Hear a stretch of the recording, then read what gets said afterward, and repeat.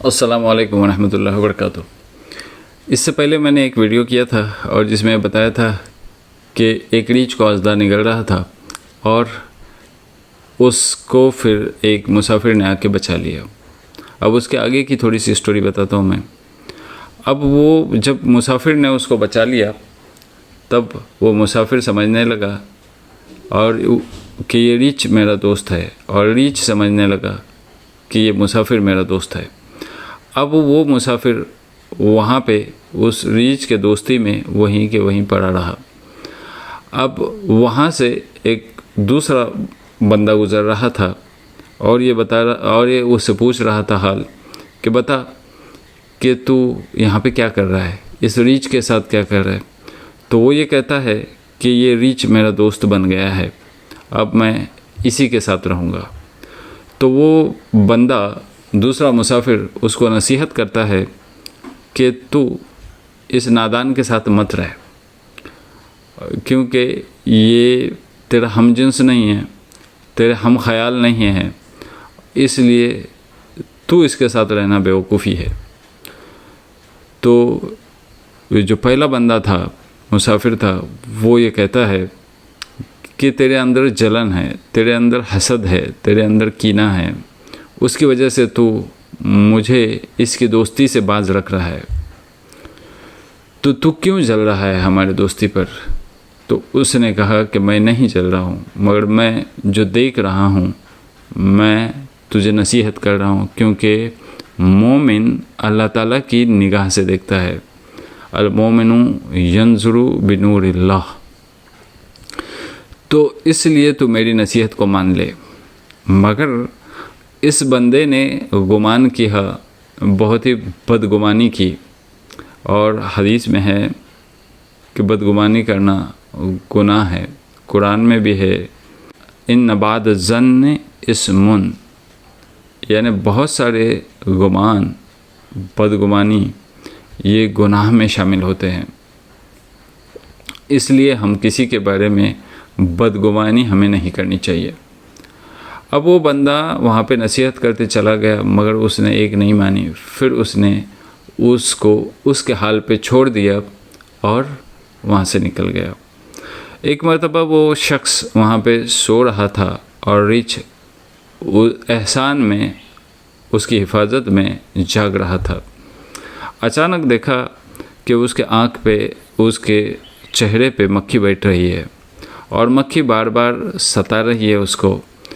تو اس ریچھ نے ایک تدبیر کی اور اس ریچھ نے وہ ایک پتھر لیا اور اس پتھر سے وہ مکھی کو مارنے کی کوشش کی۔ جیسے ہی مکھی کو مارنے کی کوشش کی اور مارا اس پتھر سے، تو مکھی تو اڑ گئی مگر اس کے چہرے کو بگاڑ دیا، اس بندے کے چہرے کو بگاڑ دیا۔ اب یہاں پہ کیا کہنا ہے اس سٹوری سے؟ وہ یہ کہ ہماری دوستی صرف انہی لوگوں کے ساتھ ہو جیسا کہ قرآن نے گائیڈ لائن دیا ہے، وَاصْبِرْ نَفْسَكَ مَعَ الَّذِينَ يَدْعُونَ رَبَّهُمْ بِالْغَدَاةِ وَالْعَشِيِّ يُرِيدُونَ وَجْهَهُ، یعنی تم صرف اپنے آپ کو ان کے ساتھ رکھو جو اللہ تعالیٰ کو پکارتے ہیں صبح و شام اور چاہتے ہیں اللہ تعالیٰ کی رضامندی، بس آپ انہی کے ساتھ رہو۔ نادان کی دوستی سے بچو۔ یہاں پہ یہ بتایا گیا ہے کہ نادان کی دوستی سے بچو، اور تم اپنا راز بھی کسی اپنوں کو ہی بتاؤ، مگر ان کے سوا کسی اور کو نہ بتاؤ۔ چونکہ قرآن میں یہ گائیڈ لائن کلیئر ہے کہ ایھا الذین آمنوا لا تتخذوا بطانة من دونکم لا یالونکم خبالا ودوا ما عنتم قد بدت البغضاء من افواہہم وما تخفی صدورہم اکبر، یعنی اے ایمان والو کہ تم کسی کو اپنا جگری دوست مت بناؤ کہ اس کو سارے راز کی باتیں بتا دو۔ وہ یہ چاہتے ہیں کہ تم کسی بھی طریقے سے مصیبت میں پڑ جاؤ، اور جو وہ اپنے زبان سے کہہ رہے ہیں نا وہ بہت کم ہے، اور جو ان کے دل میں چھپا ہوا راز ہے نا وہ بہت ہی بڑا ہے، بہت بڑا ہے۔ اس لیے تم اپنا راز کسی کو بھی انٹیمیٹ فرینڈ نہ بناؤ۔ اس سٹوری سے یہ بتانا چاہ رہا ہوں میں کہ ہمیں کس کے ساتھ رہنا چاہیے؟ ہمیں ان لوگوں کے ساتھ رہنا چاہیے جس سے ہمیں کچھ سیکھنے ملتا ہے. ہمیں ان لوگوں کے ساتھ رہنا چاہیے جو اللہ تعالیٰ کی یاد میں اور اللہ تعالیٰ کا تقویٰ رکھتے ہیں. اللہ تعالیٰ کی یاد میں ان کے صبح و شام گزرتے ہیں اور اللہ تعالیٰ کا تقویٰ رکھتے ہیں. اور ہمیں جو بھی کچھ ہم دوست بنائیں گے اس کو ہمیں اپنا پورا کا پورا راز نہیں بتانا چاہیے.